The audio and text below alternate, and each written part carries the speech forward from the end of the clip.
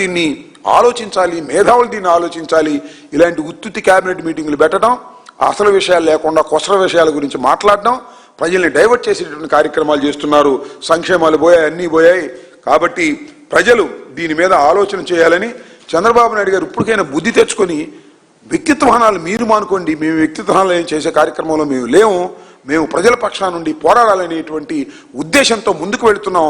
ఎక్కడ ఏది జరిగినా ప్రభుత్వం ఎక్సెస్గా ప్రవర్తిస్తే, పోలీసులు ఎక్సెస్గా ప్రవర్తిస్తే వాళ్లకు వ్యతిరేకంగా ఉద్యమ రూపాన్ని ఇచ్చి ప్రజల్లోకి తీసుకువెళ్ళి ప్రభుత్వాన్ని కట్టడి చేసి పోలీసు యంత్రాంగాన్ని కూడా కట్టలు చేయాలనేటువంటి ప్రయత్నం మేము చేస్తున్నాం. అన్ని విధాలా చేస్తాం. మాలో ఏ విధమైన తేడా లేకోకుండా పోరాడతామని కూడా ఈ సందర్భంగా మనవి చేస్తూ, ఖచ్చితంగా చంద్రబాబు నాయుడు గారు డైవర్షన్ పాలిటిక్స్ మానేసి క్యాబినెట్లో మంచి నిర్ణయాలు తీసుకోవాలి. తీసుకోకపోతే మీకు కాలం చెల్లినటువంటి రాజకీయ పార్టీగా మీరు దిగజారిపోతారని మాత్రం ఈ సందర్భంగా హెచ్చరించదలుచుకున్నాను.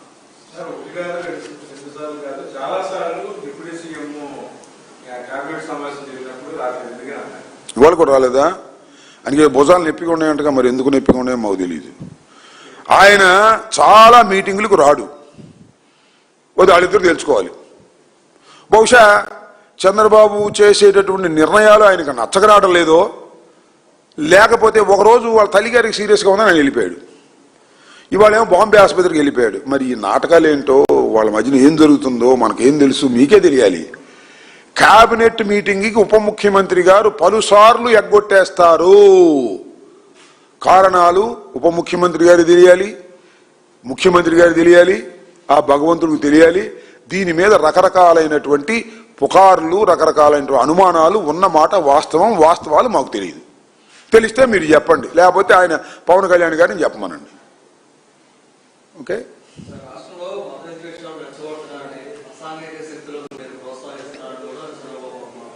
అంటాడు.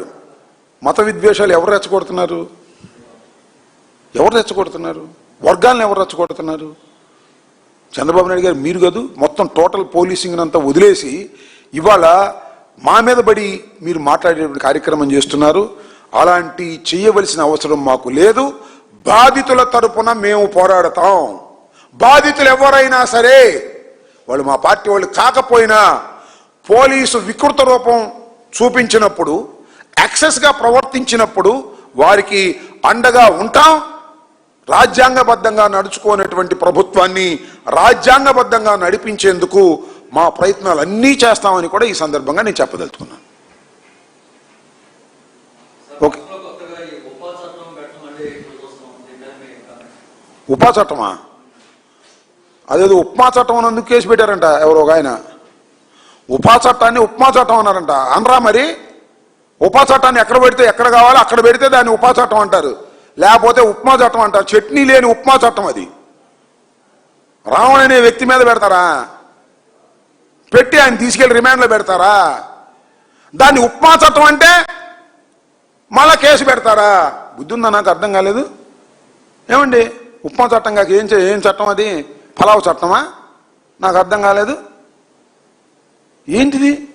చంద్రబాబు నాయుడు గారు పెట్టమంటేనే పెట్టుంటారు, లేకపోతే లోకేష్ పెట్టమంటే పెట్టుంటారు. అంత ఉపా చట్టాన్ని ప్రయోగించవలసిన అవసరం ఉందా? మొట్టమొదటి ప్రయోగిస్తే అది ఓకే. రావణ్ ఏ రోజునైతే మాట్లాడారని వీళ్ళు పెట్టారో ఆ రోజున పెడితే దీనిలో ఏదో ఉందనుకోవచ్చు. ఒక కేసు పెట్టారు, బెయిల్ వచ్చింది. ఇంకో కేసు పెట్టారు, బెయిల్ వచ్చింది. ఇంకో కేసు పెట్టారు, బెయిల్ వచ్చింది. ఇంకో కేసు పెట్టారు, బెయిల్ వస్తుంది. అరే బెయిల్ వస్తుందే, ఈ బెయిల్ రాకుండా చేయాలంటే ఏం చేయాలంటే పైనుంచి దించారు ఉప్మా చట్టాన్ని, అదే ఉపా చట్టాన్ని. అది తీసారు లోపల అన్నారు. ఏంది ఇది? అర్థం కావట్లా. కామన్ సెన్స్ చోటకి అర్థం కావట్లా. అన్ని చోట్ల బెయిల్ వస్తుంది కాబట్టి ఇది పెడదామని పెట్టారు. ఫ్యాక్ట్స్ లేకోకుండా పెట్టినటువంటి చట్టం కాబట్టి అది ఉపా చట్టం అయినా ఉప్మా చట్టం అవబోతుంది రాబోయే కాలంలో, చూసుకోమని కూడా చెప్తున్నా. మా కొడాలి నాయన ఉప్మా చట్టం అన్నా అంటే దాన్ని కేసు పెట్టారు. ఎన్నిసార్లు పెట్టుకుంటారు కేసు? నాకు అర్థం కాల. సో ఇంకోటి కూడా చెప్తున్నా, రావణ్కి మీకేం సంబంధం? మీరెందుకు రావణ్తో ఆర్గ్యూ చేస్తున్నారు? చేస్తాం. రావణ్కి మాకేమి సంబంధం లేదు. రావణ ఐడియాలజీ వేరు, మా ఐడియాలజీ వేరు.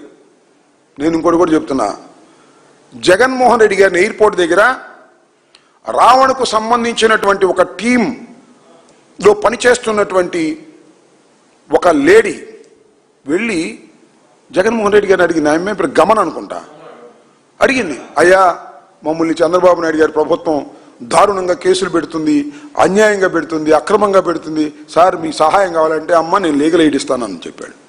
ఎవరో మాకు తెలియదు, ఆయన తెలియదు.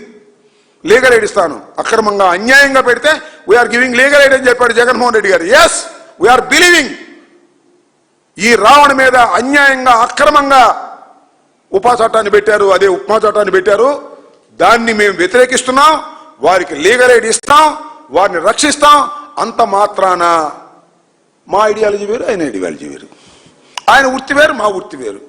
మరొకటి చెప్తున్నా, రావణ్ తెలుగుదేశం అపోజిషన్లో ఉన్నప్పుడు, మేము అధికారంలో ఉన్నప్పుడు చంద్రబాబుకు అనుకూలంగా మమ్మల్ని దూషించాడు, మేము పెట్టలేదు కేసులు. అప్పుడు ఉంది ఉప్మా, కొత్తగా ఏం తయారు కాల, అప్పుడు ఉంది ఉప్మా, అప్పుడు పెట్టలే మేము ఉప్మా, ఇప్పుడు చంద్రబాబు పెట్టాడు ఉప్మా. కాబట్టి తప్పిది, మేము అతన్ని రక్షిస్తాం. నేను తెలియకొడతాను సార్, ఏమనుకోవద్దు మీరు. పొలిటికల్ పార్టీస్ మా మీద కేసులు పెడితే మేము ఎదుర్కొంటాం, మాకు అన్ని వనరులు ఉంటాయి.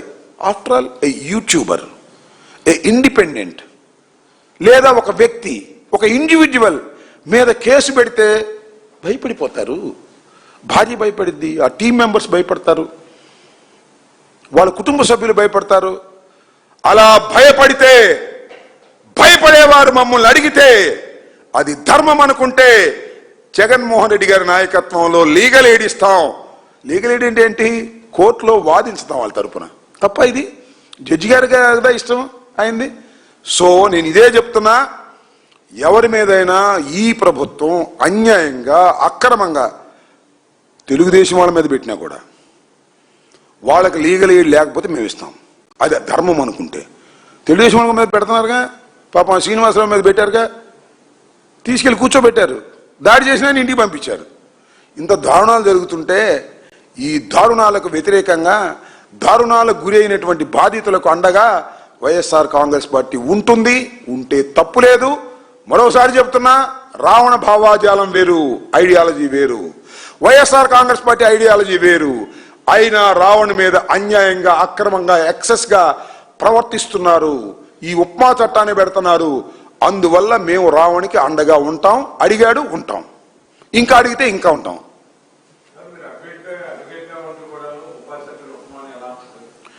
ఏంటండి ఉపాని కూడా అన్నాగా ఇంతకుముందు. ఉప్మాని ఎందుకు అన్నానంటే అతని మీద ప్రయోగించారు కాబట్టి.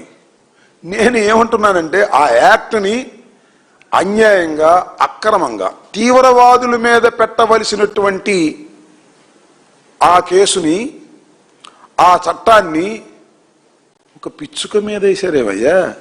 పిచ్చుక మీద బ్రహ్మాస్త్రమా? ఒక యూట్యూబర్ మీద బ్రహ్మాస్త్రమా? ఏంది? మీరు వేసిన బ్రహ్మాస్త్రాన్ని ఆ పిచ్చుక ఎదుర్కొందనుకో, ఆ పిచ్చుక బ్రహ్మాండమైన శక్తివంతం అవుతుంది అనే విషయాన్ని మర్చిపోతున్నారు మీరు. అందువల్ల దాన్ని ఉపా చట్టాన్ని తెలిసే వ్యంగ్యంగా, చతురంగా, అన్యాయంగా ప్రవేశపెట్టారు కాబట్టి ఉప్మా చట్టం అంటున్నాం.